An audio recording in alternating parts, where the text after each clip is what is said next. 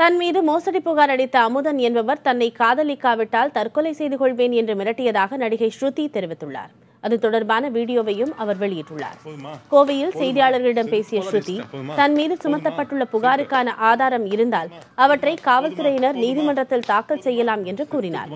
அதை விடுத்து விசாரணை என்கிற பெயரில் காவல்துறையினர் தன்னிடம் தகாத முறையில் நடந்து கொண்டது எந்த வகையிலும் நியாயம் என்று அவர் கேள்வி எழுப்பியிருக்கிறார்.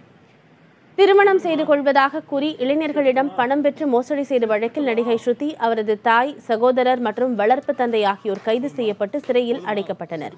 தற்போது அவர்கள் ஜாமீனில் வெளியே வந்துள்ளது குறிப்பிடத்தக்கது.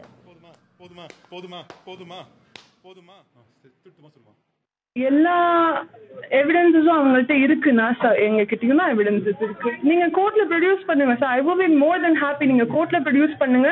நீங்க உங்க சைடு பாருங்க, நானும் எங்க சைடுல பாத்துக்கிறேன். அது it's court procedure. It's a legal issue. Legal இஷ்யூவும் நீங்க பண்ண ஹராஸ்மெண்ட்டும், நீங்க என்ன தகாத முறையில நீங்க என்ன விசாரிச்சதும், how is it fair?